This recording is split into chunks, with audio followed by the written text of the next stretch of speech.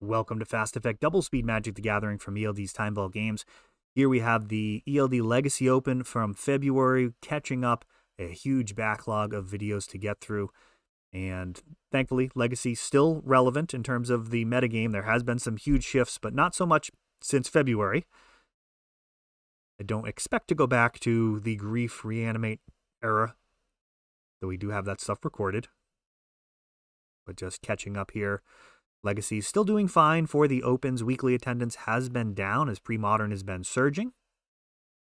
But the Opens are still a time to dust off your dual lands and play what is certainly a much higher power level than Premodern at this point.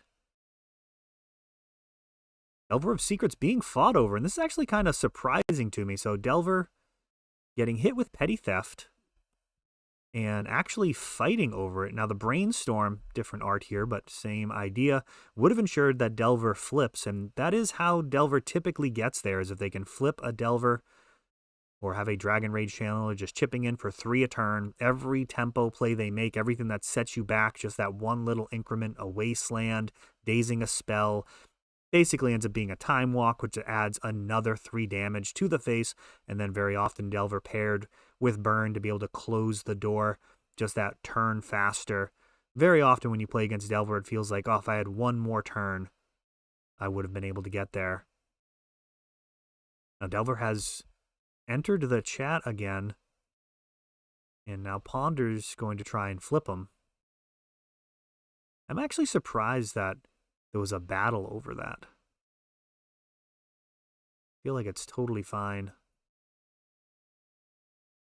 to take the 2-for-1 and keep your Force of Will to push through a more important spell like your Crashing Footfalls, but we will see how this plays out. Brazen Borrower does really take care of Delver overall, too. Can come out as a 3-power blocker in the air. See a basic forest.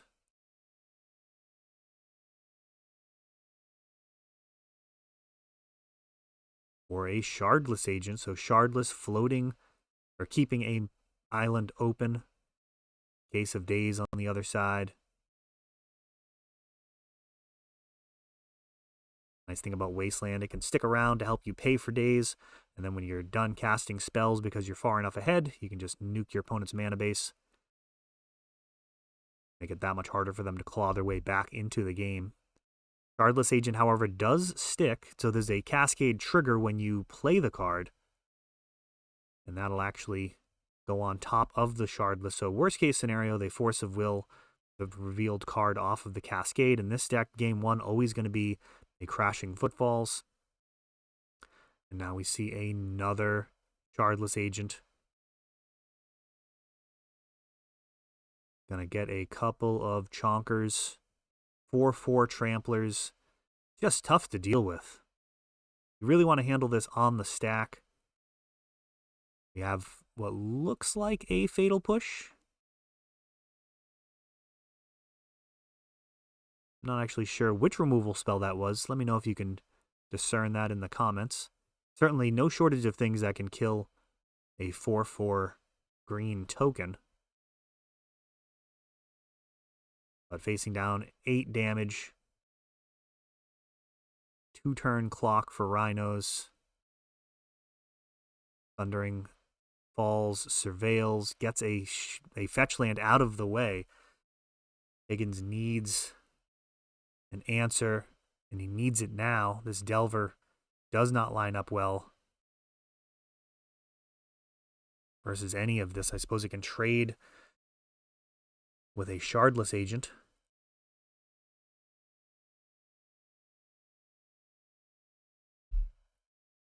Those Wastelands held on to and really set Higgins back on mana. We have a 2-mana.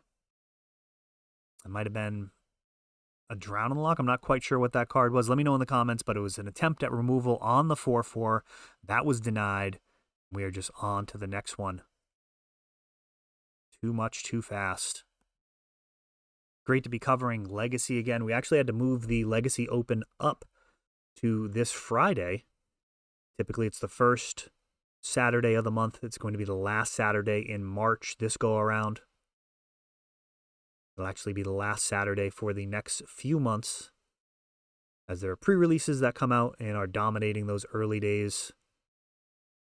Really don't want to have a Legacy open on the same day as a pre-release, especially because there's a strong chance that those cards would be utilized in the new strategies. You want to give people a little bit of a chance to at least test those cards, never mind acquire them.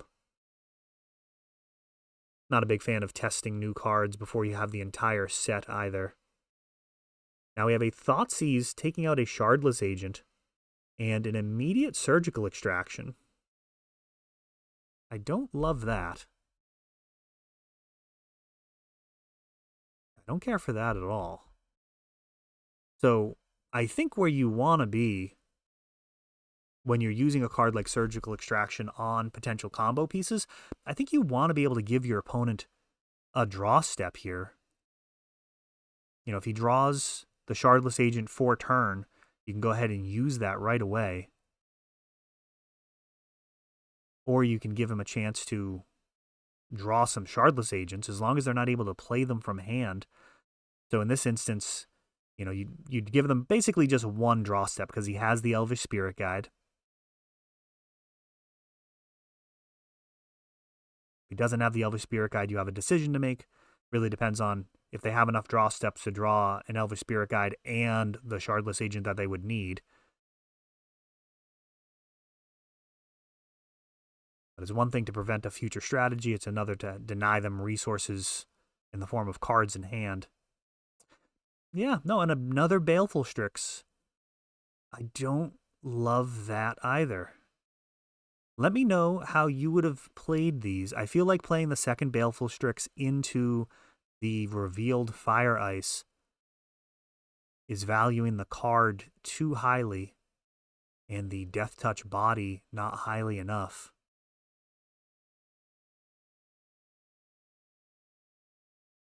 See, with Force Backup, the ability to mop up both birds, they are out of here.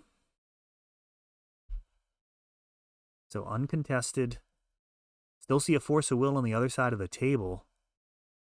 Let's see what Higgins has as follow-up. Now, Baleful Strix, not much of a clock. Even two of them is not much of a clock. I suppose if you assemble three of them, you're fine. Now we have a Delver of Secrets.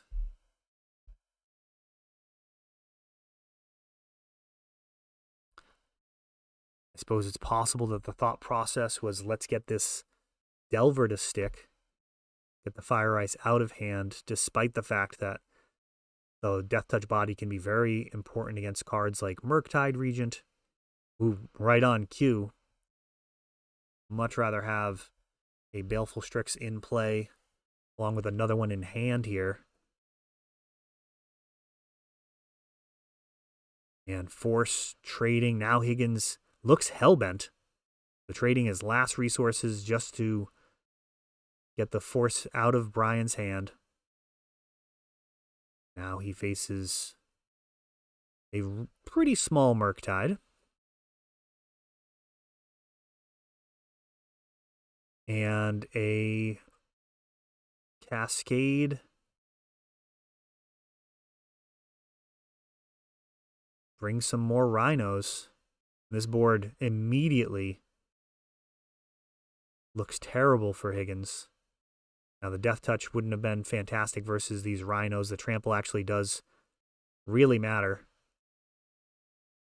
Brainstorm. Praying. Anything off the top. It's a lot to mop up, with not a lot of life to work with. And a Murktide of his own, and this should be much bigger than Brian's.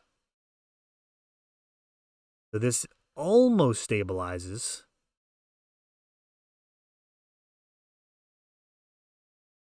If he swings, he's going to be looking at taking 8 damage. Actually, he has the Delver too, so this is potentially okay. He can chump the Murktide, eat a Rhino, and then the next time eat the Murktide And then there's no more attacks left to be had. So Brian, it is on him. He needs something. The board is no longer neutral. Oh, and right off the top, Brazen Borrower. Oh, heartbreak. It's kind of a neutral board blown wide open. Match kind of starting the same way it ended there with a Brazen Borrower answering a threat. Rhinos taking it down.